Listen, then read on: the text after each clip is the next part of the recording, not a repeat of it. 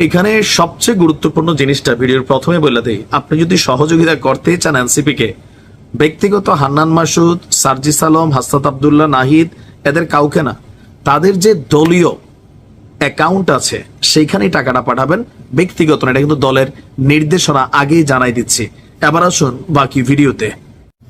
রাজনীতিবিদদের এই একটা মজা, তবে এই সিস্টেমটা শুধু যে বাংলাদেশে আছে তা না, সারা পৃথিবীতে আছে। তবে অন্যান্য দেশের রাজনীতিবিদ আর আমাদের দেশের রাজনীতিবিদদের মধ্যে একটা পার্থক্য হচ্ছে যে ধরেন কি বলা হয় যে রাষ্ট্রের অবস্থান, চিন্তা ভাবনা, ম্যাচুরিটি, নীতি নৈতিকতা বা জনগণের জন্য ভাবনা আর নিজের জন্য ভাবনা, এগুলোর মধ্যে আকাশ পাতাল পার্থক্য আছে।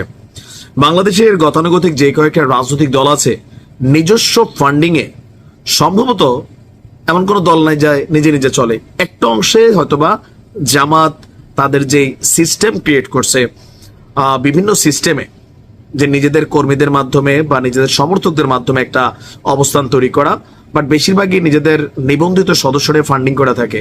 বাট বাকি দলগুলো কিভাবে চলে? আমাদের যে নতুন রাজনৈতিক দল জাতীয় নাগরিক পার্টি, তারা একটা স্লোগান দিয়েছে, আপনার অনুদান আগামীর বাংলাদেশ। বোঝেন নাই? আসেন, ক্রাউড ফান্ডিং এর শুরু করেছে জাতীয় নাগরিক পার্টি, মানে গণচাঁদা। যারা এনসিপির নেতাকর্মী আছেন বা সমর্থকরা আছেন, আপনারা চাইলে এখন থেকে প্রতিদিন, প্রতি সপ্তাহ, প্রতি মাসে প্রিয় দলকে আপনারা ফান্ডিং করতে পারেন। গতকালকে বিকেলে রাজধানীর বাংলা মোটরের দলটি আপনার তাদের কেন্দ্রীয় কার্যালয়ে এক সংবাদ সম্মেলন করে এই তথ্য জানিয়েছেন। তিনি বলছেন, জুলাই বিপ্লবের পর দেশের আপামর জনতা এনসিপি কে বিভিন্নভাবে সাহায্য করতে চেয়েছেন। তার পরিপ্রেক্ষিতে অনুদান গ্রহণের সিদ্ধান্ত নেওয়া হয়েছে। বিভিন্ন সময় যারা এনসিপির পাশে থাকতে চেয়েছেন, তাদের আর্থিক অনুদান কর্মসূচিতে যোগ দেওয়ার আহ্বান জানিয়ে তিনি বলছেন, স্বচ্ছ জবাবদিহিমূলক আর্থিক পলিসি করতে চায় এনসিপি। এর মধ্য দিয়ে সংগঠনের আয়, ব্যয়, বরাদ্দ, আয়ের উৎস, ব্যয়ের খাত, প্রতিটি বিষয়ে সুনির্দিষ্ট পলিসি গ্রহণ করা হয়েছে। তার মানে এখন চাইলে যে আপনার যে কোনো ব্যক্তি, ব্যবসায়ী, ধনী, রাজনীতিবিদ, যে সেন্স থেকে, সাধারণ মানুষ, রিক্সাওয়ালা, গরিব, যেভাবে আপনি বিদেশ আছেন তাও সমস্যা না, আপনার জন্য সিস্টেম আছে। আমরা যতটুকু দেখছি, আহ্বায়ক নাহিদ বলছেন যে আমরা অনলাইন এবং অফলাইনে ক্রাউড ফান্ডিং, মানে হচ্ছে গণচাঁদা, হ্যাঁ, এই শব্দটা ইংরেজি শুনতে একটু ভাল লাগে, যে আমরা অনলাইন এবং অফলাইনে ক্রাউড ফান্ডিং এর দিকে যাচ্ছি। যে ক্রাউড ফান্ডিং এর মাধ্যমে আমরা দলের কার্যালয় স্থাপন সহ নির্বাচনী তহবিলটা সংগ্রহ করব। তো যেহেতু সামনে নির্বাচন এবং নির্বাচনকে কেন্দ্র করে তাদের যে নিবন্ধন দলের, আমরা আজকে শুনেছি যে আগামী মাসেই এনসিপি তাদের নিবন্ধনের জন্য আবেদন করবে। আর নিবন্ধন আবেদন করার পর 100% তাদের নিবন্ধন কনফার্ম হবে। তো দরকার হচ্ছে নির্বাচন। নির্বাচনের জন্য টাকা লাগে। বাঙালি মানে মুখের কথায় চিরা ভিজায় না, এই জাতি হিসেবে আমরা বড় কি বলা হয় যে খাদক বা খাওয়া আছি। তার উপর অন্যান্য দলগুলা খাওয়ায়। ইলেকশন আসলেই ভোটের দাম 500, 1000, 2000 আমরা ভোট বিক্রি করি।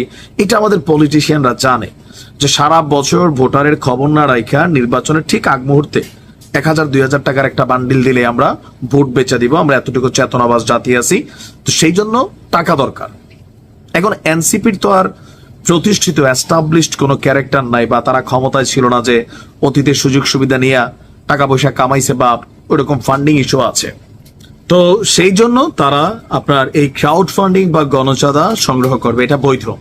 ট্রাম্পও তার নির্বাচনের জন্য এইভাবে ফান্ডিং করে বা ফান্ড কালেকশন করে। এটা অন্যান্য দলগুলো এটা সেম, তবে এনসিপিটা একটু আলাদা, যে তারা সবার কাছে আহ্বান জানিয়েছে। তো সবাই তো আর দিবে না, দিবে কারা? যারা এনসিপির পৃষ্ঠপোষক আছেন, সমর্থক আছেন, বড় রাজনীতি ব্যবসায়ী, বিভিন্ন ক্যারেক্টার আছেন।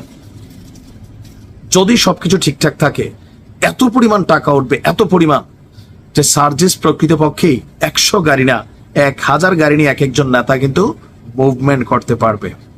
আর আমরা দেখছি যে একটা হিউজ মানুষ এনসিপির সমর্থক আছে, তারা দাবি করছেন যে জনগণ তাদের সাথে আছে। তো এই জনগণ, 18 কোটি জনগণ তাদের সাথে যদি থাকে, 10 টাকা করে যদি দেয়, 180 কোটি টাকা, আর 100 টাকা করে দিলে টাকার বন্যায় নেতা কর্মীও ভাইসা যাবে, তবে অল্প বয়স এত টাকা ডিল করতে পারবে কিনা সেটা হচ্ছে কথা। দেখা যাক কি হয়। ভালো থাকুন, আপনিও সহযোগিতা করতে পারেন এনসিপি কে।